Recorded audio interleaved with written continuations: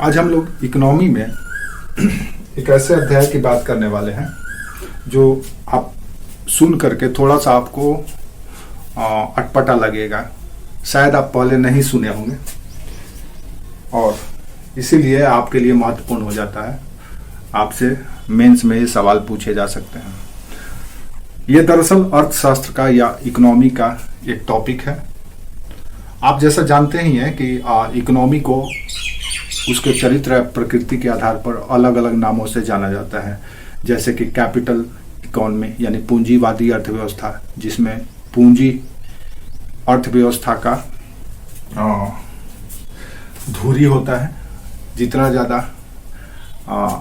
Capital invest किया जाता है इकोनॉमी उतना ही ज़्यादा साउंड होता है और कुछ ही लोगों के हाथों में इकोनॉमी का कंट्रोल होता है। बड़े बड़े कैपिटलिस्टों के द्वारा उसको नियंत्रित किया जाता है। उसी तरह से मिक्स्ड इकोनॉमी में होता है, जिसमें कि प्राइवेट सेक्टर और पब्लिक सेक्टर दोनों मिल करके काम करती है, जैसे भारत का। इसी तरह से सोशलिस्ट इकोनॉमी होता है, समाजवादी अर्थव्यवस्था, जैसे आप यूएसएसआर में पहले था, अब यूएसए रसिया में है, चाइना में है। इसी तरह से एक इकोनॉमिक टर्म है गिग इकोनॉमी। तो गिग इकोनॉमी ये कैपिटल इकोनॉमी का ही एक छोटा भाई की तरह है, जो टेम्पररी नेचर का होता है। और एक और इकोनॉमी आपके लिए महत्वपूर्ण हो गया है, वो है ब्लू इकोनॉमी, जिस पे आज हम बात करने वाले हैं। तो आज का हमारा टॉपिक होगा ब्लू इकोनॉमी यानी नीली अर्थव्यवस्था। नीली अर्थव्यवस्था। अब आप सोचते होंगे कि ये अभी तक हम इस तरह के तो नाम नहीं सुने थे कि भाई ब्लू इकोनॉमी क्या होता है। तो आज से सुन लीजिए, ये आपके लिए महत्वपूर्ण है। इसको नीली अर्थव्यवस्था भी कहा जाता है। अब नीली अर्थव्यवस्था का कॉन्सेप्ट और इंपॉर्टेंस क्या है, सिग्निफिकेंस क्या है, ये आपको जान लेना चाहिए। आपसे पीटी में भी पूछे जाएंगे और मेंस में भी पूछे जाएंगे। तो नीली अर्थव्यवस्था का कॉन्सेप्ट दरअसल वर्ष 2010 में लाया गया था। एक बेल्जियम के अर्थशास्त्री थे गुंटर पॉली। गुंटर पॉली के द्वारा इस टर्म को यूज किया गया था, GUNTUR, Gunter poly.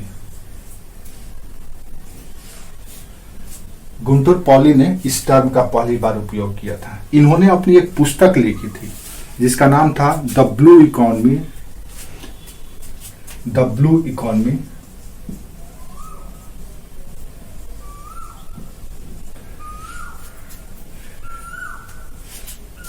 The Blue Economy, 10 years, 100 innovation and 100 millions jobs. 10 years, uh, 10 years, Blue Economy, 10 years, 100 innovation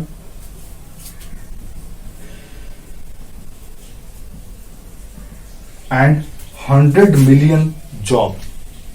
ये बुक का नाम है।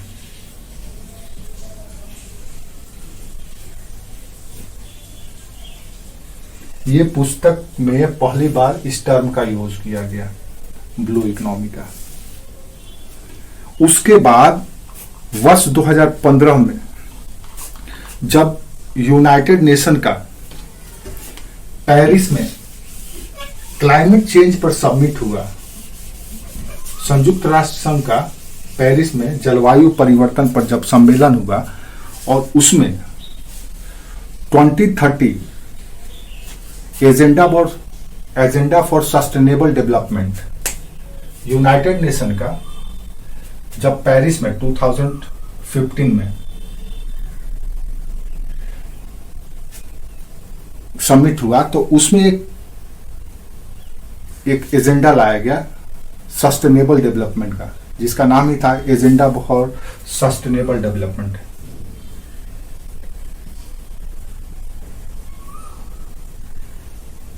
नेबल डेवलपमेंट।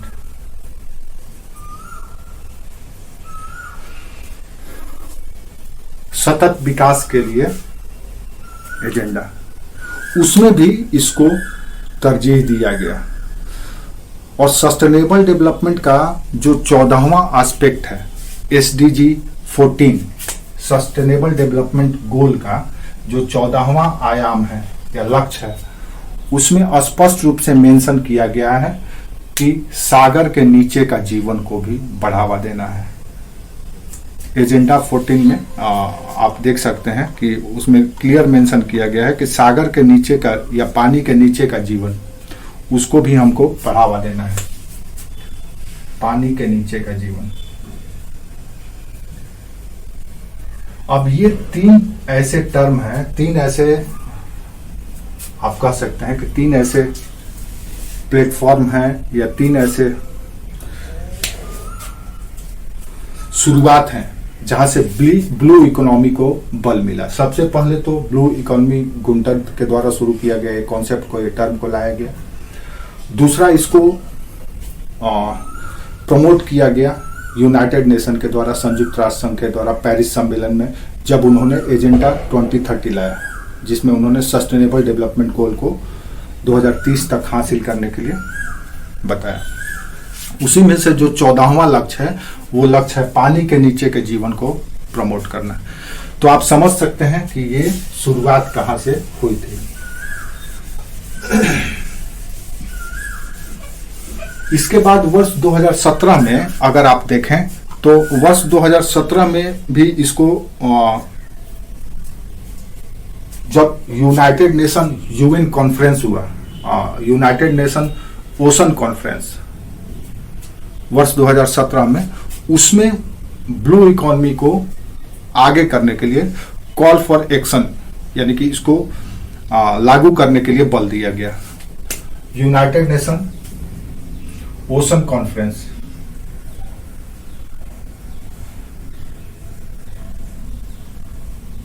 इसमें कॉल फॉर एक्शन लाया गया और ये हुआ 2017 में। तो ओशन कॉन्फ्रेंस में भी इस बात को महत्व दिया गया या बल दिया गया कि हम लोग अपना ब्लू इकोनॉमी को आगे बढ़ाएंगे। अब ये ब्लू इकोनॉमी टर्म शुरुआत कैसे हुआ, कैसे इसको बल मिला, ये आप समझ गए। अब आइए हम देखते हैं कि ये ब्लू इकोनॉमी या नीली अर्थव्यवस्था क्या है, किस चिड़िया का नाम है। दरअसल ये कोई नया चीज नहीं है, बस इसके नाम पहली बार आप और हम सुन रहे हैं तो इसीलिए लगता होगा कि भाई ये बहुत बड़ी चीज है। ऐसा कुछ भी नहीं है। आपको पता ही है कि पुरानी से पुरानी सभ्यता, चाहे आप मेसोपोटामिया के सभ्यता लें, इंडस वैली सिविलाइजेशन ले, या कोई भी सभ्यता ले लीजिए, माया की सभ्यता ले लीजिए, कोई भी सभ्यता है, उस सभ्यता का विकास नदी घाटी के किनारे ही हुआ है। और मानवीय अर्थव्यवस्था और उसकी गतिविधियों का एक माध्यम नदी, तालाब, सागर भी रहा है। अभी तक सिर्फ मानव अपने जरूरत की चीजों को सिर्फ भूमि से ही नहीं पूरा करता है, जंगलों से ही पूरा नहीं करता है, बल्कि सागर से भी पूरा करता है। तो जब इकोनॉमी ओशन सेंट्रिक हो जाता है, यानी जब अर्थव्यवस्था सागर केंद्रित हो जाता है और सागर के संसाधनों का बखूबी उपयोग करके अपने इकोनॉमी को दुरुस्त करता है, बढ़ावा देता है, तो उसको हम ब्लू इकोनॉमी कहते हैं। तो ब्लू इकोनॉमी का मतलब यह है कि सागर पर निर्भर या सागर से निर्धारित होने वाली अर्थव्यवस्था, सागरीय संसाधनों के आधार पर, रिसोर्सेस के आधार पर जब अर्थव्यवस्था विकसित हो, आगे बढ़े, तो उसको हम लोग ब्लू इकोनॉमी कहते हैं। अब ब्लू इकोनॉमी हमारे लिए इसलिए भी जरूरी हो जाता है क्योंकि अगर आप कल्पना कीजिए, जब आप किसी स्थल खंड से व्यापार या उत्पादन या विनिर्माण का काम करते हैं, तो आप स्थल के रिसोर्सेस का उपयोग करते हैं, लैंड का। लेकिन जब आप ओशन एरिया के रिसोर्सेस का उपयोग करते हैं, तो आप यहां के संसाधनों का उपयोग करके और इसके माध्यम से आप व्यापार करते हैं। जैसे मान लीजिए स्थल खंड से उत्पादन किए तो सड़क के मार्ग से एक दूसरे तक पहुंचाए, इंडस्ट्री लगा करके यहाँ मैन्युफैक्चर किए, प्रोसेस किए और उसको पहुंचाए। लेकिन कल्पना कीजिए, आपको बहुत सारी जरूरतों की पूर्ति, आपकी बहुत सारी जरूरतों की पूर्ति सागरों से भी होती है। जैसे आपको तेल निकालना हो, मिनरल्स निकालना हो, मेडिसिनल प्लांट निकालना हो, सी फूड निकालना हो, मछली निकालना हो, कई तरह के प्रोडक्ट हैं जो सागर से भी लिया जाता है और उसका खरीद बिक्री किया जाता है। एक देश से दूसरे देश निर्यात किया जाता है, अपने देशों के बाजारों में बेचा जाता है। तो इस इकोनॉमी को हम ब्लू इकोनॉमी कहते हैं। तो यहाँ पे ब्लू इकोनॉमी का मतलब है सागरीय अर्थव्यवस्था, इसीलिए हम इसको मरीन इकोनॉमी भी कहते हैं। मरीन इकोनॉमी भी कहते हैं, इसको कोस्टल इकोनॉमी भी कहा जाता है और इसको ओशनिक इकोनॉमी भी कहा जाता है। तो इसको कई 3-4 नामों से आप समझ सकते हैं, blue economy, coastal economy, marine economy और ओशनिक इकोनॉमी। अभी हमारे लिए क्यों महत्वपूर्ण हो गया, तो आपको पता ही है कि एसडीजी का 14वां एस्पेक्ट यही है कि सागर के जो जल के नीचे का जीवन है या उसका बेहतर दोहन करना सस्टेनेबल तरीके से। अब ये इसलिए भी महत्वपूर्ण हो जाता है कि ये सिर्फ, इसके कई एस्पेक्ट हैं। जब आप इसको देखेंगे तो पता चलेगा कि इससे एक तो लाइवलीहुड होता है, जीविका मिलता है, लाइवलीहुड या जीविका, इसमें एम्प्लॉयमेंट भी मिलता है, रोजगार भी लोगों को मिलता है। इससे व्यापार भी होता है, वाणिज्य व्यापार, ट्रेड एंड कॉमर्स भी होता है। फिर अगर आप देखें तो ये क्लाइमेट स्टेबिलिटी या जलवायु स्थिरता के लिए भी जरूरी है, क्योंकि ये इकोलॉजिकली और बायोडाइवर्सिटी के रूप में बहुत ही रिच होता है। तो जलवायु अस्थायित्व के लिए भी ये जरूरी है, स्थिरीकरण के लिए भी जरूरी है। तो इन सब महत्वों को देखते हुए यूनाइटेड नेशन के एसडीजी में इसको तरजीह देने की बात की गई और वर्ष 2017 में कॉल फॉर एक्शन किया गया कि अब इसको एक्शन में लाया जाए। तब से सारे के सारे देश अब इसको आगे बढ़ाने के लिए, इसको संरक्षित करने के लिए, इसको विकसित करने के लिए लगे हुए हैं। तो एक तरह से देखा जाए तो ये दरअसल महासागरों के आर्थिक उपयोग करते हुए जल के संसाधनों को इस तरह से दोहन करना या वाटर रिसोर्सेज को इस प्रकार से दोहन करना और वाटर रिसोर्सेज का इस्तेमाल करते हुए वहां पे इंफ्रास्ट्रक्चरल डेवलपमेंट भी करना, ये ब्लू इकोनॉमी का पार्ट है। और ये भी ध्यान में रखना कि वो सस्टेनेबल हो, यानी कि वो सतत हो, उससे न तो इन्वायरमेंटल कोई इशू क्रिएट हो, यानी पर्यावरणीय समस्या ना उत्पन्न हो, वहां के पारिस्थितिकी तंत्र भी बना रहे और वहां के जो कल्चरल आइडेंटिटी है वो भी बना रहे। इन सब एक व्यापक सोच के साथ ब्लू इकोनॉमी को बढ़ावा दिया जा रहा है और हाल ही में भारत सरकार ने भी इस चीज को बढ़ावा दिया है। भारत सरकार के आप देखेंगे कि भारत सरकार का जो न्यू इंडिया विजन है उसमें भी इसको आगे बढ़ाने की बात की गई है। तो पृथ्वी विज्ञान मंत्रालय के द्वारा हाल ही में भारत के पृथ्वी विज्ञान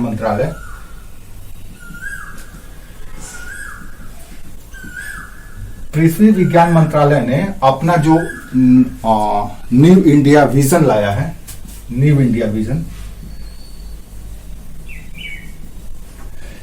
इस न्यू इंडिया विजन का जो 6 एस्पेक्ट है, छठा एस्पेक्ट यानी कि छठा अव्यय कि भारत को कैसा हमको 2030 तक बनाना है, न्यू इंडिया विजन 2030, 2030 तक हमको भारत को कहां पे पहुंचाना है और कैसे पहुंचाना है, इसकी बात की गई है।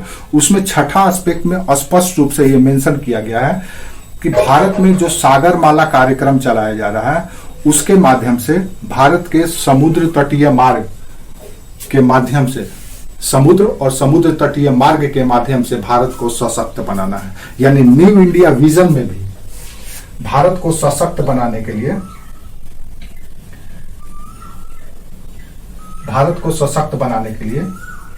सागरीय और इंफ्रास्ट्रक्चर और रिसोर्सेज का बेहतर उपयोग करने का लक्ष्य रखा गया है। तो इस दृष्टिकोण से अगर आप देखेंगे तो ब्लू इकोनॉमी आपके लिए महत्वपूर्ण हो जाता है। एक तो ग्लोबल इशू है, दूसरा भारत भी एसडीजी में शामिल है, भारत भी एसडीजी के लक्ष्य को लेकर के ही आगे बढ़ रहा है। यूएन का जो सस्टेनेबल डेवलपमेंट गोल है उसी के आधार पर भारत अपने इकोनॉमी को, अपने एनर्जी पॉलिसी को, अपने social economical change and development को, सब कुछ को उसी के अनुसार से बदलने की कोशिश कर रहा है।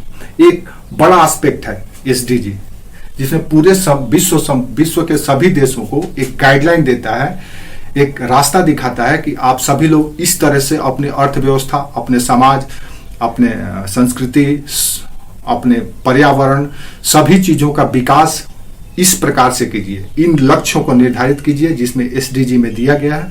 उन लक्ष्यों को पाने के लिए निरंतर प्रयास कीजिए और उसी स्ट्रेटेजी और उसी मेथड पे चलिए जो सस्टेनेबल हो। ऐसा नहीं कि बेतरतीब यूज कीजिए और कल के लिए बचे ही नहीं। तो सस्टेनेबल का मतलब ही होता है अपने संसाधनों का इस तरह से उपयोग करना जो निरंतर बना रहे आगे भावी पीढ़ी के लिए भी। ऐसा नहीं है कि हम अगर नदी का जल का उपयोग कर रहे हैं तो बेतरतीब तरीके से वहां पे प्लांट लगा करके पूरा नदी के जल को ही सोख ले, बाद में वहां पानी ही न रहे। जैसे आज बहुत सारे जगहों में देखे होंगे कि पानी की दिक्कत हो गई है, किल्लत हो गई है, और भी प्राकृतिक रिसोर्सेज का किल्लत हो जाता है। तो इसीलिए आप इसके महत्व को समझ सकते हैं। तो ब्लू इकोनॉमी दरअसल एक ब्रॉड कॉन्सेप्ट है जो इकोनॉमी के साथ साथ सोशल इंक्लूजन,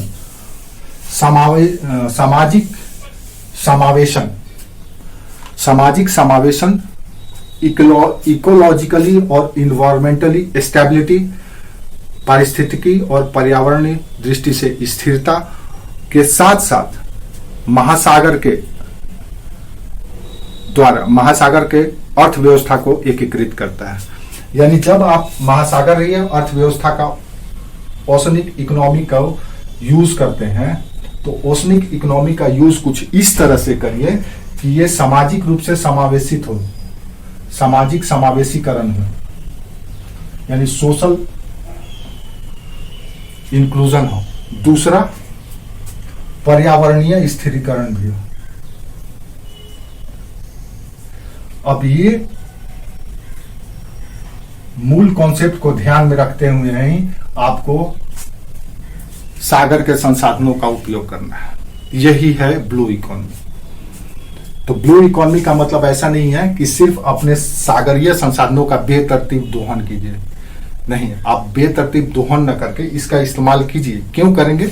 जब हम इसके सिग्निफिकेंस को अभी अब देखेंगे, जब इसके इंपॉर्टेंस को देखेंगे, महत्व को देखेंगे, तो आपको पता चलेगा कि ये आपके लिए बहुत जरूरी है सागर। इसके बगैर आपका इकोनॉमी कभी दुरुस्त नहीं हो सकता है। कोई भी अर्थव्यवस्था साउंड या स्ट्रांग नहीं हो सकता है जब तक इन संसाधनों का बेहतर तरीके से इस्तेमाल नहीं किया जाए। लेकिन जब आप इस संसाधनों का उपयोग कर रहे हैं तो इसका ख्याल रखते हुए कीजिए, सामाजिक समावेशीकरण भी हो और पर्यावरणीय स्थिरीकरण भी हो। सामाजिक समावेशन का मतलब यह है कि समाज के उन सभी वर्गों को आपके इस इकोनॉमिक एक्टिविटी से फायदा हो, सभी वर्ग समाज के इसमें शामिल हो। ऐसा नहीं है कि कोई बड़े से प्लांट या इंडस्ट्री बैठा दिए और बेतरतीब तरीके से रिसोर्सेज का, ओशनिक रिसोर्सेज का इस्तेमाल करने लगे। कुछ वर्ग को जो इन्वेस्ट किया उसको फायदा हुआ, बाकी किसी को भी कोई फायदा नहीं। ऐसा नहीं होना चाहिए। सबको पार्टिसिपेशन भी मिलना चाहिए अगर आप इस संसाधन का उपयोग कर रहे हैं तो। दूसरा, ऐसा ना कीजिए कि आप सिर्फ और सिर्फ संसाधनों का या रिसोर्सेज का सिर्फ यूज कर रहे हैं और उसका वेस्ट या अपशिष्ट को भी सागर में ही ये करते जा रहे हैं, डिकम्पोज करते जा रहे हैं, कंपोज करते जा रहे हैं या जमा करते जा रहे हैं, या आपके जो रिसोर्सेज का जो दोहन कर रहे हैं उससे पर्यावरण को क्षति पहुंचने लग रहा है, वहाँ के इकोसिस्टम डिस्टर्ब होने लग रहा है, बायोडायवर्सिटी खराब होने लग रहा है। तो ये सब नहीं होना चाहिए। ये सब को ख्याल में रखते हुए संवेदनशील तरीके से आप इसका इस्तेमाल कीजिए, तब कहलाएगा ब्लू इकोनॉमी, तब कहलाएगा सस्टेनेबल ब्लू इकोनॉमी, तब सफल होगा पानी के नीचे का जीवन या सागर के जीवन को का सम्मान करना और उसको बढ़ावा देना। कब पूरा होगा न्यू इंडिया विजन 2030 का छठा लक्ष्य? तो ये है ब्लू इकोनॉमी का पृष्ठभूमि। अब सवाल ये उठता है कि हमारे लिए ये ब्लू इकोनॉमी क्यों इंपॉर्टेंट है, हम इसको हमारे अर्थव्यवस्था में इसका क्या योगदान है। जब आप इसके योगदान को समझ लेंगे तब आपको पता चलेगा कि ये आपके लिए कितना इंपॉर्टेंट है, क्यों इसको बढ़ावा दिया जाना चाहिए और भारत ही नहीं पूरी दुनिया इसके ओर क्यों उम्मीद के निगाह से देख रही है। तो हम चलिए देखते हैं इसका सिग्निफिकेंस या महत्व। जब महत्व देख लेंगे तब हम देखेंगे कि अब हमारे लिए जो अध्याय बचा है जिस पे हम बात करने वाले हैं, पहला हम लोग बात करेंगे इसके महत्व का, इंपॉर्टेंस क्या है। फिर देखेंगे कि इसका चुनौती, चैलेंजेस क्या है, चुनौती। तो महत्व, चुनौती, और फिर इसी में देखेंगे कि भारत के द्वारा क्या किया गया है, इनिशिएटिव, पहल, भारत का पहल क्या है इसको साउंड करने के लिए, इसको स्ट्रांग बनाने के लिए, ब्लू इकोनॉमी को। इन चीजों को हम देखेंगे। फिर आगे हम लोग देखेंगे कि फाइनली हम लोग किस जगह पे हैं, मतलब नई पहल या आप कह सकते हैं आगे की राह क्या है, आगे की राह इसमें हमको क्या क्या दिखाई देता है। जब इन सारे एस्पेक्ट को आप समझ लेंगे तो आपको समझ में आ जाएगा ब्लू इकोनॉमी। तो इंपॉर्टेंस में सबसे पहले हम लोग बात करते हैं कि इंपॉर्टेंस क्या है। अब इंपॉर्टेंस को अगर आपको देखना है, इसका सागर के अर्थतंत्र को समझना है, तो आप ऐसे ही समझ लीजिए कि भारत, विशेष करके भारत के संदर्भ में देखिए तो आपको अगर पता होगा कि भारत का जो तटीय क्षेत्र है, कोस्टल रीजन, लगभग 8000 किलोमीटर है, 8K किलोमीटर, लगभग 8000 किलोमीटर है। इतने विशाल तटीय क्षेत्र है भारत के पास। अब 8000 तटीय क्षेत्र में लगभग 15 लाख लोग डायरेक्ट यहां से एम्प्लॉयमेंट प्राप्त करते हैं। 1.5 बिलियन लोग इन कोस्टल रीजन से रोजगार प्राप्त करते हैं, यानी कि ओशनिक रिसोर्सेज पे निर्भर है। यहाँ पे जो व्यापार होता है, परिवहन होता है, समुद्र से रिसोर्सेज को निकाला जाता है, मैन्युफैक्चरिंग या प्रोसेस का क्रिया जो किया जाता है, इस तरह से डायरेक्टली लगभग 15 लाख लोग भारत में रोजगार के लिए इस समुद्री संसाधनों पर निर्भर है। इसी तरह से अगर आप देखें कि इन तटीय क्षेत्रों से भारत में टोटल जितना मछली उत्पादन होता है उसका 6% हिस्सा सीधे सागर से ही प्राप्त होता है।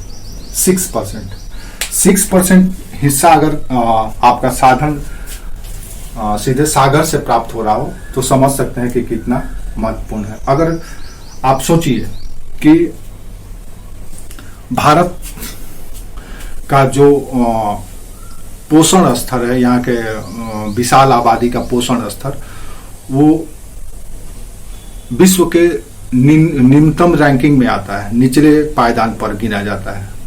ऐसी स्थिति में भारत को अपने पोषण की, अपने नागरिकों के पोषण की जरूरतों को पूरा करने के लिए इन रिसोर्सेज पर निर्भर रहना पड़ता है। और अगर ये डिस्टर्ब हो गया आने वाले 10-15 सालों के बाद, 15 वर्षों या 50 वर्षों के बाद, अगर हमको ये सुविधा इस सागर से नहीं मिलेगा तो समझ सकते हैं कि भारत के लिए कितना बड़ा चुनौती हो सकता है। विश्व स्तर पर अगर देखें तो विश्व स्तर पर लगभग $270 बिलियन का जीडीपी में इसका रोल है, $270 बिलियन का। अब इसके महत्व को हम आगे बढ़ाते हैं और देखते हैं कि और क्या क्या सिग्निफिकेंस है ब्लू इकोनॉमी का। दूसरा जो महत्वपूर्ण महत्व है वो है सागरीय परिवहन और बंदरगाह की सेवाएं, या आप कह सकते हैं maritime transportation and port services. आपको ये जान करके आश्चर्य होगा कि विश्व का लगभग 80% ट्रेड इन्हीं सागर मार्गों से होता है। 80% व्यापार 80% ट्रेड विश्व का सागर या थ्रू ओशन किया जाता है। अब भारत के संदर्भ में देखेंगे तो ये डाटा और भी आश्चर्यजनक है। भारत अपने व्यापार का लगभग 95% हिस्सा 95% हिस्सा सागर मार्ग से निकलता है। अब विश्व के संदर्भ में जहां 80% है तो वहीं भारत के रिस्पेक्ट में ये 95% है। और अगर इसका कीमत के स्तर पर आके कि मूल्य के रूप में कितना प्रतिशत होता है तो लगभग 70% हिस्सा।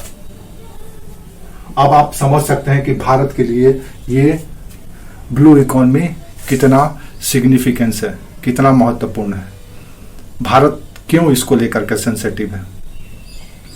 तो जहां की अर्थव्यवस्था या व्यापार का परिवहन 95% समुद्री मार्ग से होता है और समुद्री संसाधनों के द्वारा होता है, वहीं दूसरी ओर अगर इसका मूल्य स्तर पर देखें तो 70% इसी के माध्यम से होता है। तो इसीलिए भारत के लिए ये एक बहुत बड़ा अवसर है।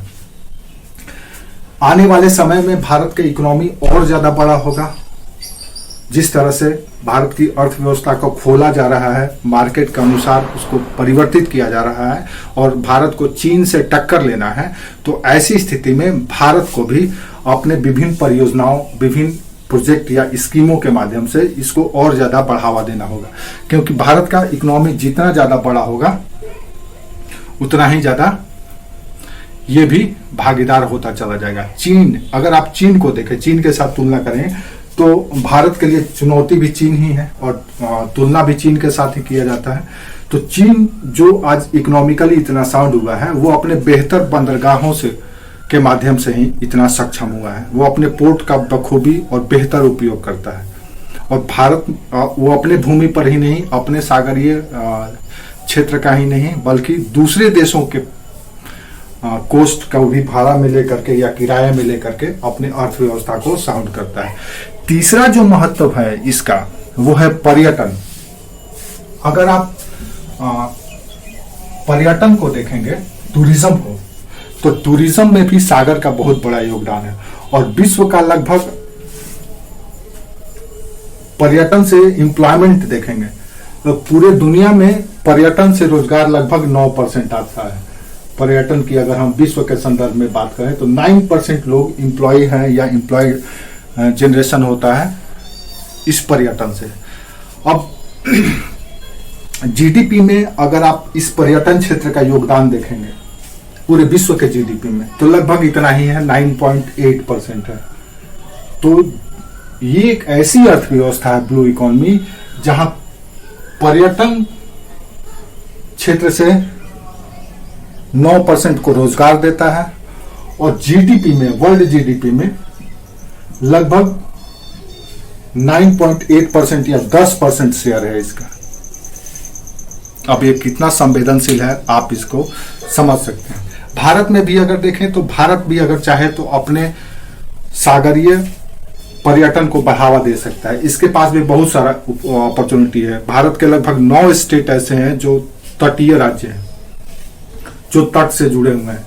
जैसे अगर आप देखें तो अंडमान निकोबार द्वीप समूह, लक्षद्वीप, केरल, गोवा, गुजरात, ये कुछ ऐसे स्टेट हैं जिसका मैक्सिमम बेनिफिट उठा करके पर्यटन के द्वारा अपने अर्थव्यवस्था को साउंड कर सकते हैं, इकोनॉमी को बूस्ट कर सकते हैं। इसका एग्जाम्पल भी है आपके पास। आप देखेंगे तो विश्व के 2 ऐसे अगर आप उदाहरण देखेंगे तो विश्व के 2 देश जैसे मालदीव को देख लीजिए और मॉरिशस को देख लीजिए, तो ये सब के सब अपने कोस्टल टूरिज्म के माध्यम से ही अपने इकोनॉमी को इतना मजबूत बना पाए हैं। तो भारत के पास भी संभावना है और अपने तटवर्ती राज्यों में पर्यटन को बढ़ावा दे करके अपने अर्थव्यवस्था को साउंड कर सकता है। तो तीसरा इंपॉर्टेंस हुआ ये वर्ल्ड के एस्पेक्ट में भी और भारत के एस्पेक्ट में नहीं ब्लू इकोनॉमी का। चौथा अगर आप इसको देखें तो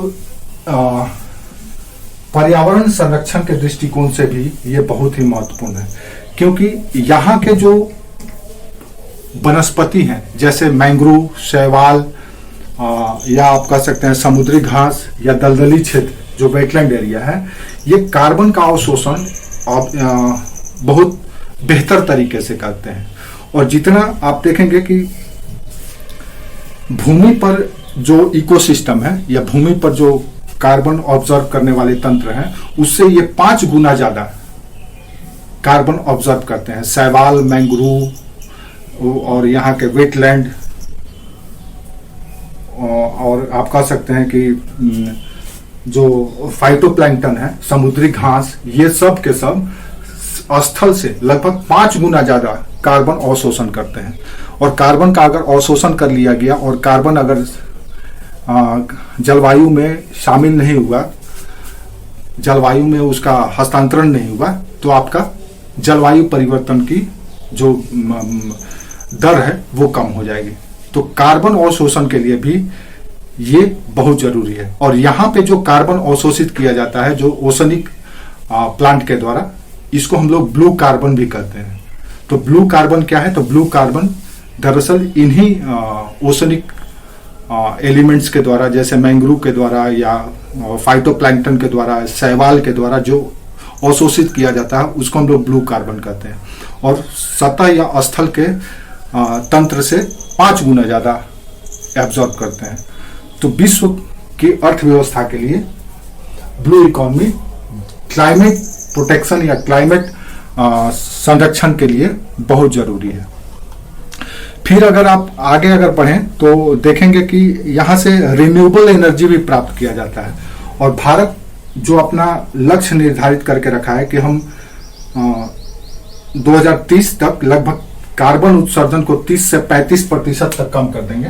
भारत ने अपना सेल्फ नेशनली डिटरमाइंड कंट्रीब्यूशन का लक्ष्य जो निर्धारित करके रखा है, उसमें इसने कहा है कि हम 2030 तक लगभग 30 से 35% कार्बन उत्सर्जन को हम कम कर देंगे।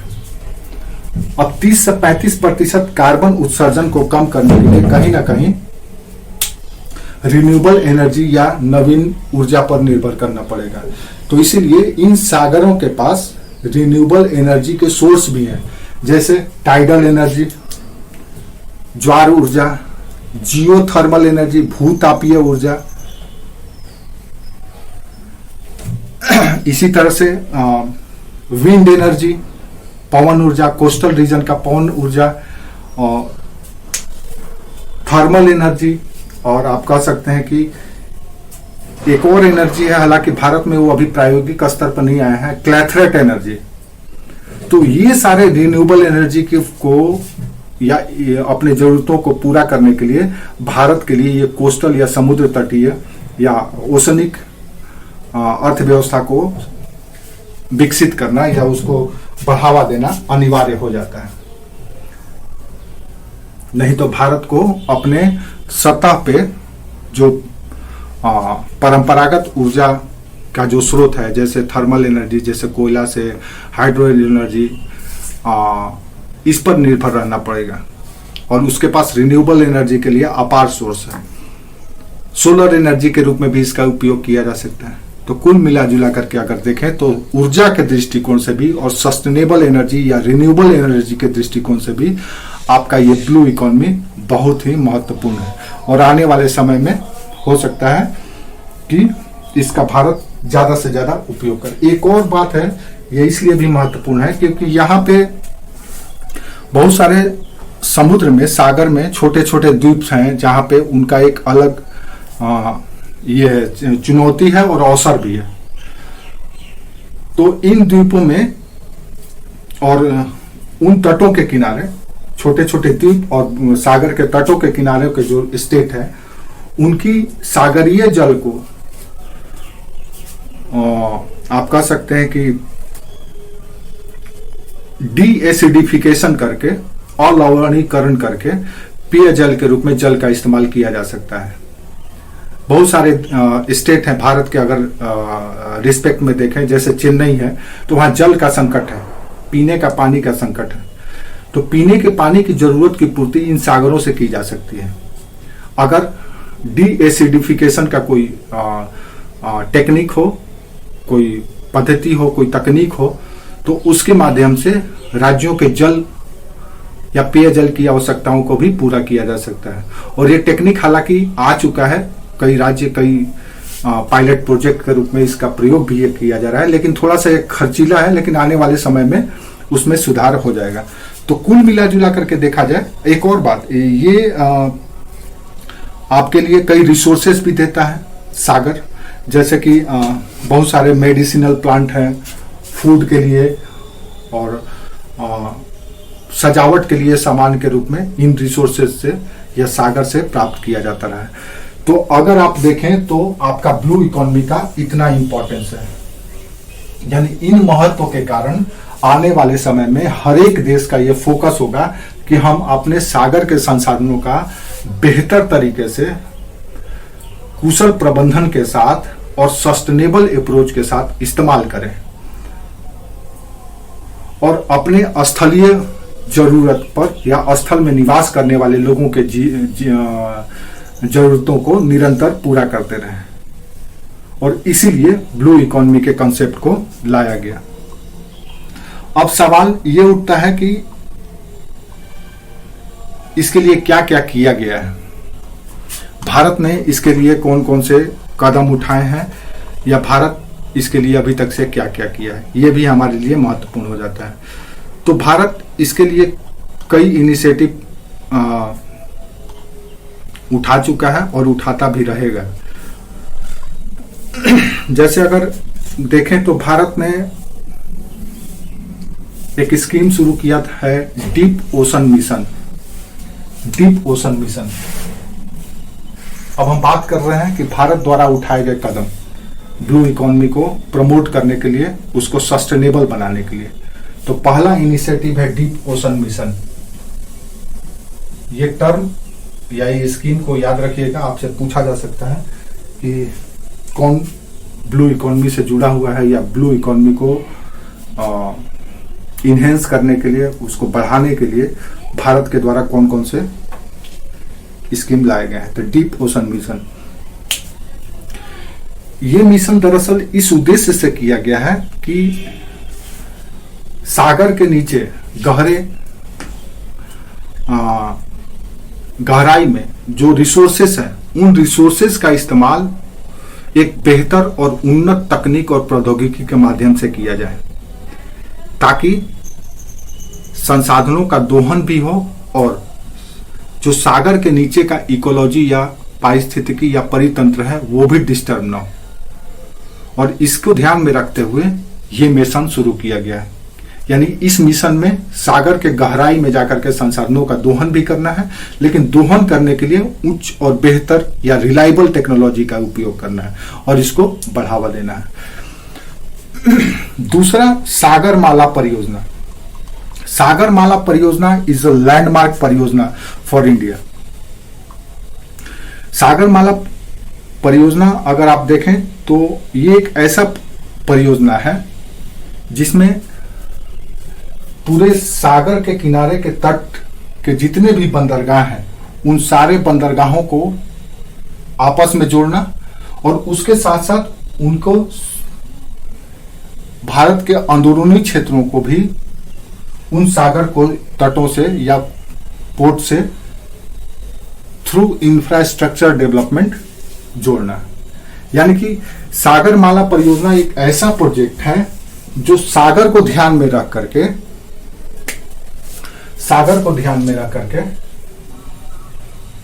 इसका नाम ही है, इंग्लिश में भी यही, हिंदी में भी यही, सागर को ध्यान में रख करके पूरे इंफ्रास्ट्रक्चर को डेवलप किया गया है। तो सागर को ध्यान में रखने का मतलब यह है कि जो पोर्ट है, जो कोस्ट है, तट है और जो बंदरगाह है, उसको ध्यान में रख करके पूरे इकोनॉमी को डेवलप करना है। अब यहाँ जहां भी पोर्ट होगा उन सबों को पहले तो एक साथ जोड़ना, फिर भारत के अंदरूनी क्षेत्रों के साथ उसको जोड़ना और इंफ्रास्ट्रक्चर प्रदान करना है, ताकि जो भी प्रोडक्शन हो, जो भी डिस्ट्रीब्यूशन हो, वो आसानी से पहुंचाया जा सके लोगों तक, बाजार तक, उसमें कोई किसी भी तरह का कोई समस्या न हो। इसके लिए आप देखेंगे तो भारत में लगभग 8 लाख करोड़ रुपए तक अभी तक से इन्वेस्ट किया जा चुका है पोर्ट डेवलप करने के लिए, वहां पे टेक्नोलॉजी डेवलपमेंट के लिए, इकोसिस्टम बेटर करने के लिए, सस्टेनेबल डेवलपमेंट करने के लिए लगभग 8 लाख करोड़ रुपया वर्ष 2020 तक भारत इसमें खर्च कर चुका है। और कई ऐसे प्रोजेक्ट हैं, लगभग 600 प्रोजेक्ट अभी सागरमाला योजना के तहत काम कर रहा है। सागरमाला योजना के तहत ही एक कोस्टल इकोनॉमिक जोन भी स्थापित किया जा रहा है, CEZ, कोस्टल इकोनॉमिक जोन।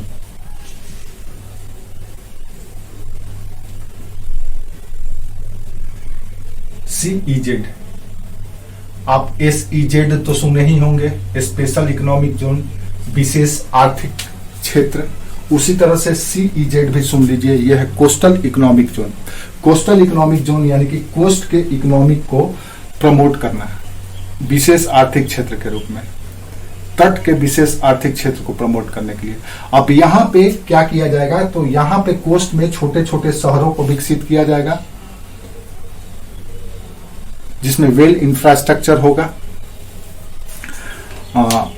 और यहाँ पे जो लोग होंगे इनको स्किल्ड किया जाएगा, ट्रेंड किया जाएगा, और उसके माध्यम से मॉडर्न फिशरिंग लाया जाएगा। मॉडर्न आधुनिक तकनीक के माध्यम से मछली पकड़ना या मत्स्य उत्पादन करना, शहरों का विकास करना, लोगों को उसमें जोड़ना, और यहां से मैन्युफैक्चर या प्रोसेस्ड करके फिर इसको एक्सपोर्ट करना, ये सारे के सारे काम इन CEZ के माध्यम से किया जाएगा, जो कि सागरमाला योजना का ही एक पार्ट है।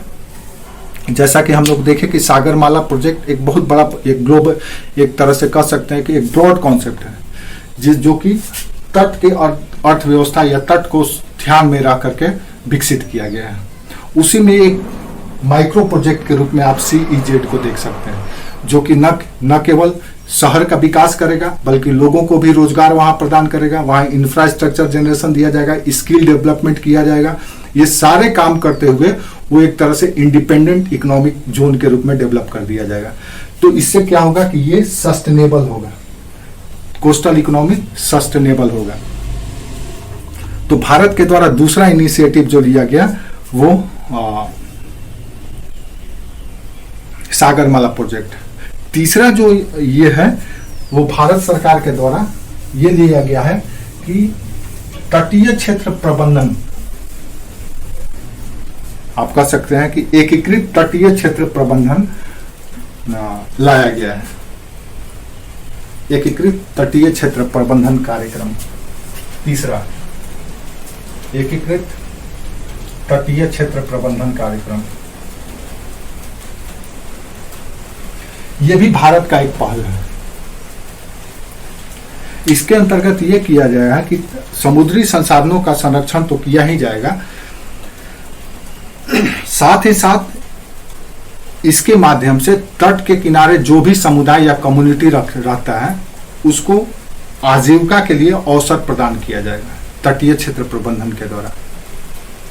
यानी कि कोस्टल रीजन में, ये जो कोस्टल रीजन है, इस एरिया का प्रबंधन करने के लिए एक विशेष व्यवस्था किया गया है, तंत्र स्थापित किया गया है। इसमें इस क्षेत्र का मैनेजमेंट तो किया ही जाएगा, साथ ही इस क्षेत्र में रहने वाले लोगों को रोजगार भी देने का काम करेगा ये तटीय क्षेत्र प्रबंधन कार्यक्रम। इसी तरह से भारत सरकार ने जो नेशनल फिशरीज पॉलिसी, राष्ट्रीय मत्स्य नीति लाया है, उस नीति के माध्यम से भी ब्लू इकोनॉमी को प्रमोट किया जाएगा। राष्ट्रीय मत्स्य नीति को इस तरह से डिजाइन किया गया है जो ब्लू ग्रोथ, या आप कह सकते हैं कि मत्स्य उत्पादन के साथ साथ ग्रोथ जो हो वो पूरी तरह से इंक्लूसिव और सस्टेनेबल हो, यानी समावेशी और सतत हो। मत्स्य उत्पादन ऐसा किया जाएगा कि जितना फिशरीज की जाएगी उतना कोशिश किया जाएगा कि उतना उसका कृषि भी किया जाए, यानी कि जितना निकाला जाए या समुद्र से, ओशन से, उतना उसमें बीज डाला भी जाए। तो एक तरह से राष्ट्रीय मत्स्य नीति न्यू टेक्नोलॉजी पे आधारित होगा, स्किल्ड लोगों के द्वारा किया जाएगा, अब बेतरतीब नहीं किया जाएगा, और जितना निकाला जाएगा, मत्स्यन किया जाएगा, उतना उसमें डाला भी जाएगा बीज के माध्यम से, ताकि वो सस्टेनेबल बना रहे। तो ये कुछ इसी तरह से भारत ने एक और नॉर्वे के साथ मिल करके एक टास्क फोर्स का भी गठन किया है, Bharat Norway task force, Bharat Norway task force.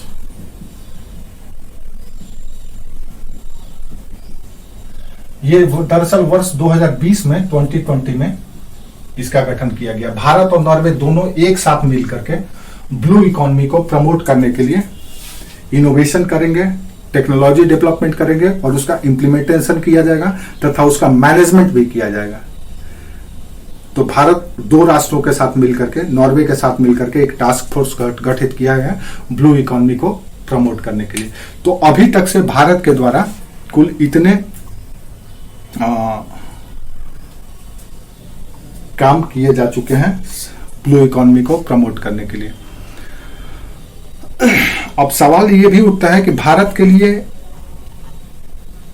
Blue economy challenging कैसे है, ये हम देखते हैं।